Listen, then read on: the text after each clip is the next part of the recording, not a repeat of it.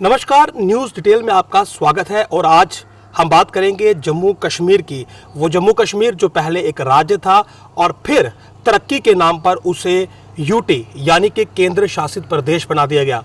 और इसी जम्मू कश्मीर में लोग जहां शांति और तरक्की की उम्मीद लगाए बैठे हैं, वहीं हर दिन यहां पर एक नई चीज़ देखने को मिल रही है, एक नया मुद्दा सामने आ रहा है। और इस बार जो मुद्दा सामने आया है वो आया है एक मंदिर की ज़मीन हड़पने का। और ये ज़मीन हड़पने का आरोप लगा है जम्मू म्युनिसिपल कॉरपोरेशन और जम्मू डेवलपमेंट अथॉरिटी पर।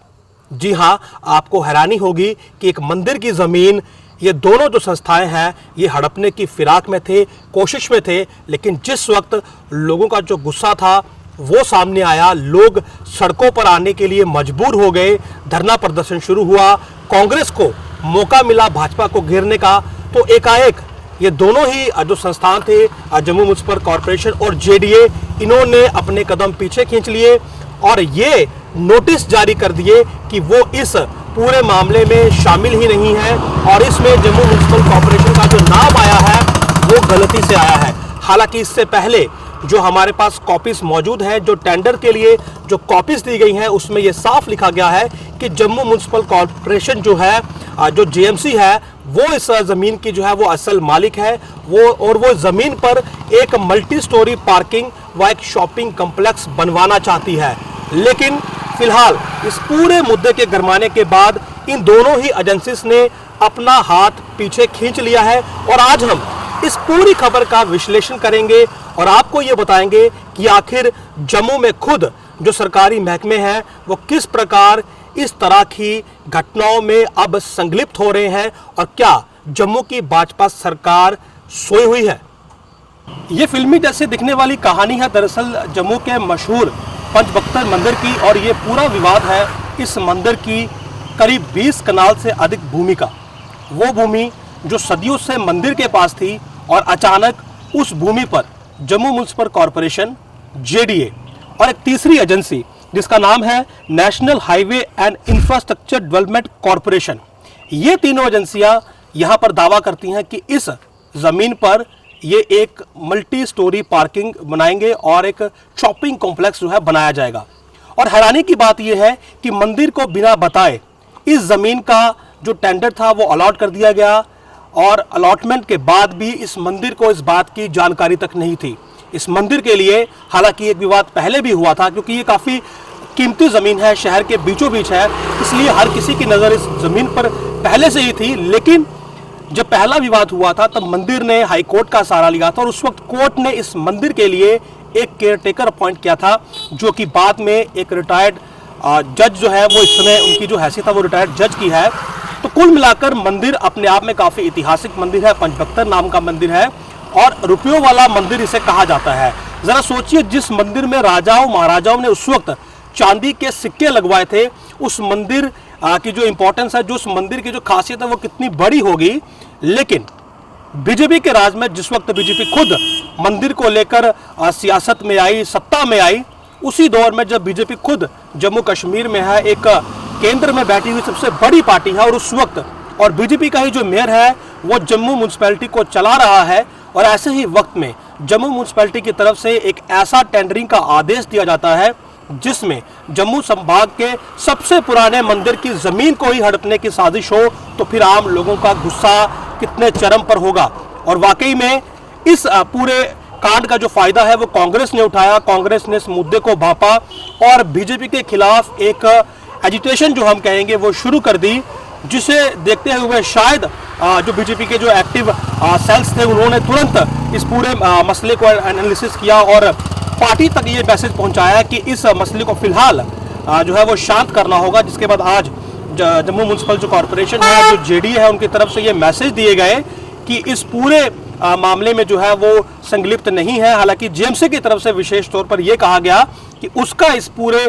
मामले से कोई लेना देना नहीं है और उसका नाम गलती से बीच में डाला गया है। यहाँ पर गौर करने वाली बात यह है कि आखिर जेएमसी ही क्यों अपने आप को यहाँ से पीछे खींच रहा है। अगर विशेषज्ञों की माने तो क्योंकि म्युनिसिपैलिटी में इस वक्त जो मेयर है वो भाजपा के हैं और उससे सीधे सीधे भाजपा की जो छवि है वो खराब हो रही है और केवल इसलिए केवल इसलिए म्युनिसिपैलिटी का जो नाम है वो इस पूरे कांड से बाहर निकालने की एक कोशिश की जा रही है। हालांकि अगर आप आदेश देखें तो आदेश 6ठे महीने के हैं और आज 2 महीनों से अधिक समय के बाद जिस वक्त ये मसला गरमा रहा है, उस वक्त म्युनिसिपैलिटी को ये याद क्यों आया कि वो इस मामले में संलिप्त थी ही नहीं और उसका नाम गलती से इसमें डाला क्या, जबकि इस पूरे मामले पर टेंडरिंग भी जरूर हुई होगी और हमें ये पूरा यकीन है कि म्युनिसिपैलिटी जो है उसे इस मामले की पूरी जानकारी भी थी।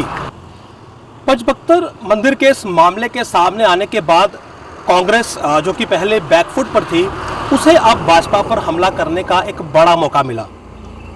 कांग्रेस के तमाम जो लीडरान थे वो तुरंत इस मामले में कूद पड़े और मंदिर में ही धरना प्रदर्शन देना शुरू कर दिया, जिसमें उनको साथ मिला मंदिर के केयरटेकर सुरेश शर्मा, जो कि एक रिटायर्ड जज है और जिनकी नियुक्ति उस वक्त कोर्ट द्वारा ही की गई थी। आइए आपको सुनाते हैं कि कांग्रेस के जो नेता हैं उनका क्या कहना है इस पूरे मसले पर। कुछ लोग ये आज की शरारत नहीं, पहले भी शरारत करने की कोशिश की थी कि इस जगह जो मंदिर के साथ जुड़ी है उसको कब्जा करने की, और यहाँ कोई शरारती तत्व जो कर रहे हैं कि इसको कब्जा किया हो, जो शॉपिंग कम्प्लेक्स और यहाँ पार्किंग बनाई जाए। तो इसके लिए हमने कल भी एक प्रेस कॉन्फ्रेंस की थी, जो हमारे कांग्रेस के सीनियर नेता हमारे रमन बल्ला जी और विंदर शर्मा जी साथ में थे, और यहाँ हमने आया और हम यहाँ पर आए, हमने कहा जज साहब को कि हमारी पूरी आस्था और पूरा सहयोग जो है कांग्रेस पार्टी का आपके साथ है, क्योंकि ये हिंदुओं की आस्था इसके साथ जुड़ी हुई, और हम लोग जो पहले हिंदू हैं उसके बाद पार्टी तो हमारी है ही है। और सभी लोगों से हमने यही अपील की है कि जो ये शरारत की है म्यूनसिपल कॉरपोरेशन ने, उसका डट कर मुकाबला करना, और ऐसी हरकत जो उन्होंने की है मेयर साहब ने खास करके,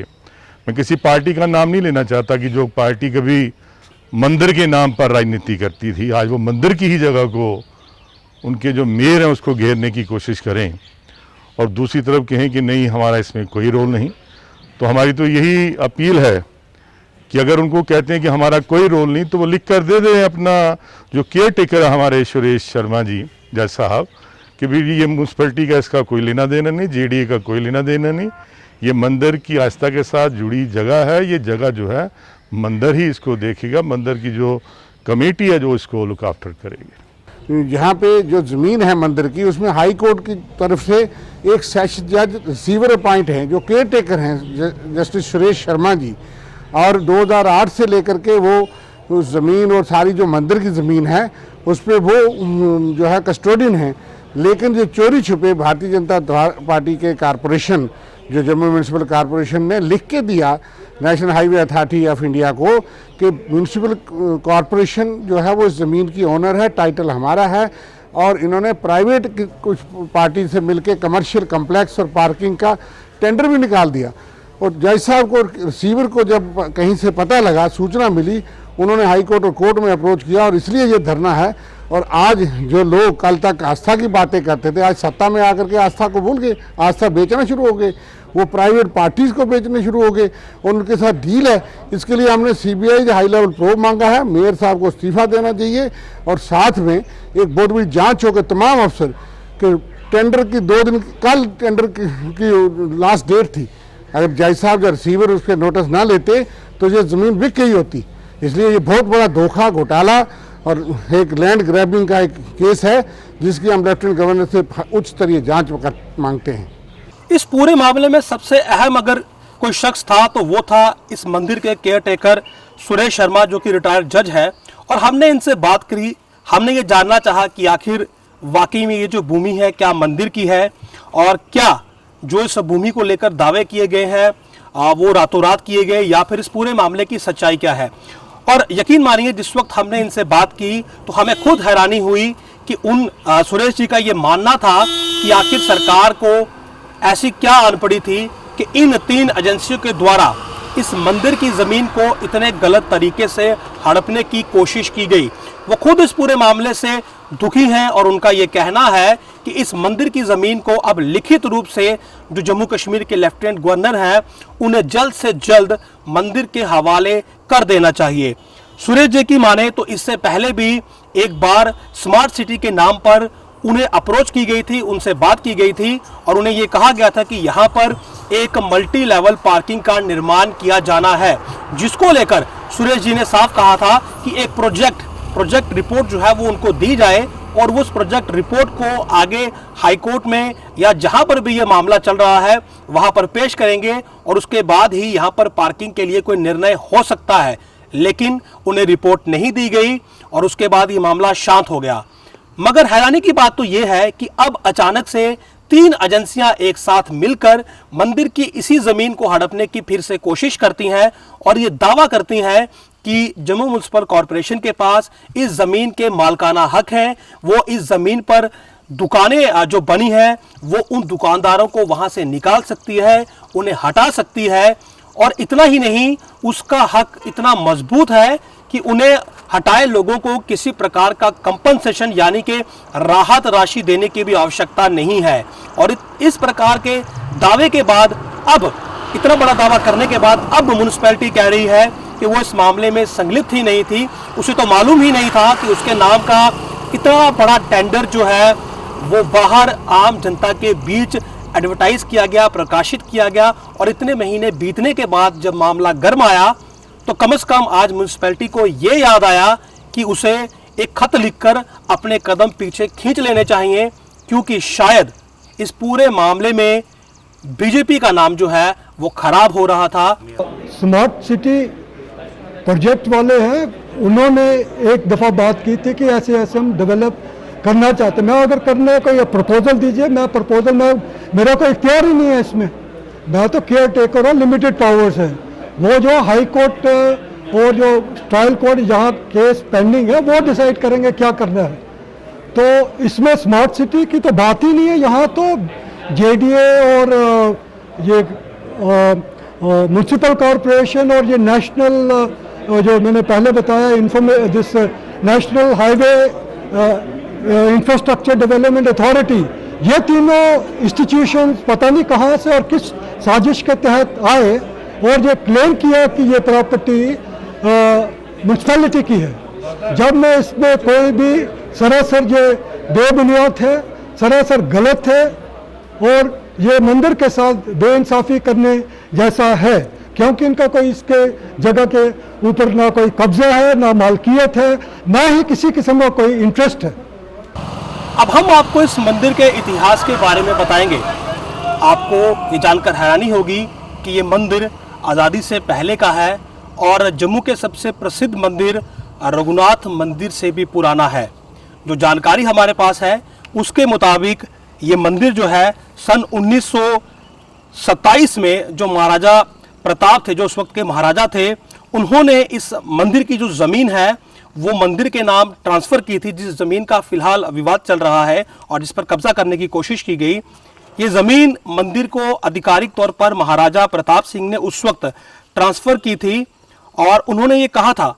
ये स्पष्ट कहा था कि ये जो ज़मीन है ये वो महादेव पंचभक्तर को ट्रांसफ़र कर रहे हैं। उसके अलावा ये जो मंदिर है ये पुराना मंदिर है, इसका पहला नाम दशनामी मंदिर, दशनामी अखाड़ा भी रहा है और अमरनाथ यात्रा जो है सबसे पहले इसी मंदिर से जाया करती थी, यानी कि एक अहम जो पड़ाव था अमरनाथ यात्रा का ये मंदिर रहा है। और इस मंदिर के प्रांगण में अगर आप जाएं कभी तो वहाँ पर चांदी के जो सिक्के हैं वो लगवाए गए हैं। उस वक्त के तमाम जो महाराजा थे वो इस मंदिर को काफ़ी मानते थे, इस मंदिर में काफ़ी आया जाया करते थे और इसीलिए इस मंदिर के लिए उनका एक विशेष आस्था थी। और ये मंदिर इसी वजह से रुपयों वाला मंदिर के नाम से प्रसिद्ध है और पूरे भारतवर्ष में ये केवल एकमात्र मंदिर है, ऐसा दूसरा मंदिर आपको कहीं नहीं मिलेगा। उसके अलावा अगर हम सिख समाज की बात करें तो सबसे अहम, हम जब नाम लेते हैं तो गुरु नानक देव जी का नाम उसमें आता है और आपको ये जानकर हैरानी होगी, इस बात से आपको प्रसन्नता भी होगी कि गुरु नानक देव जी जो हैं वो इस मंदिर में अपने जीवन काल के 3 दिन यहाँ पर बिता चुके हैं। और इस बात का जो जिक्र है वो एक जो पंजाबी में भाई सोहन सिंह जी द्वारा एक हिस्ट्री जो इतिहास लिखा गया है उसमें यह साफ लिखा गया है कि गुरु नानक देव जी जो हैं वो जम्मू के इस मंदिर में 3 दिन गुजार चुके हैं, यानी कि अपने आप में काफ़ी ऐतिहासिक मंदिर है, इतिहास जुड़ा है। डोगरा समाज जिसकी आज भाजपा बात करती है, तमाम जो पार्टियां जो डोगरों की बात करती हैं डोगरों का जो कल्चर है, जो साहित्य है, जो इतिहास है, वो इस मंदिर से सीधे तौर पर जुड़ा है। तो जिस मंदिर का इतिहास इतना पुराना है, साहित्य से इतना गहरा नाता है, तो फिर उसकी ज़मीन पर कुछ पार्टियों की, पार्टी तो नहीं कहूँगा, लेकिन कुछ विभागों की आंख क्यों? देश में विकास होना अच्छी बात है। आम लोग जो सरकार चुनते हैं वो देश के विकास के लिए ही चुनते हैं, मगर सरकारों को भी इस बात का ख्याल ज़रूर रखना चाहिए कि अगर लोगों के भले के लिए ही वो कुछ प्रोजेक्ट बनाना चाहते हैं, अगर पब्लिक वेलफेयर के लिए ही कोई काम करना है, तो क्या लोगों के सेंटिमेंट यानी कि उनकी भावनाओं को ठेस पहुंचाकर ही किया जा सकता है? क्या इसके अलावा कोई और रास्ता नहीं है? ज़रा सोचिए कि अगर जम्मू के पंचबख्तर मंदिर की ज़मीन पर पार्किंग बना दी जाए और उसके बाद लोग धरना प्रदर्शन पर बैठ जाएं, लोग अपनी गाड़ियां घर से बाहर निकालें ही ना, तो फिर उस पार्किंग का क्या औचित्य रह जाएगा? क्या इस प्रकार की पार्किंग बनने से जम्मू कश्मीर का विकास होगा, या फिर जम्मू कश्मीर कई महीनों तक बंद रहेगा, प्रदर्शनों का दौर चलेगा और जो पहले से ही नुकसान की मार जम्मू कश्मीर ने झेली है पिछले कुछ वर्षों से, वो और दुगनी हो जाएगी? सरकार को चाहिए कि अधिकारियों का चयन ध्यानपूर्वक करे और उन अधिकारियों को ये निर्देश दे कि फैसला लेने से पहले अपने बड़े अधिकारियों का पूरा उनसे इस हर विषय पर चर्चा की जाए और वही फैसले लिए जाएं जिससे जनता का भला हो, उनकी भावनाओं को ठेस ना पहुंचे और समाज जो है वो अपनी तरक्की करे, ना कि समाज सड़कों पर उतरे और खासकर विपक्ष को सत्ताधारी पार्टियों को घेरने का मौका मिले, जिससे कि देश की सियासत में नए मुद्दे जन्म लेते हैं और फिर कहीं ना कहीं आगे बढ़ता हुआ देश 2 कदम पीछे लौटाता है। आप देखते रहिए क्वेस्ट न्यूज़, फिर लौटेंगे एक नए मुद्दे के साथ। तब तक के लिए नमस्कार।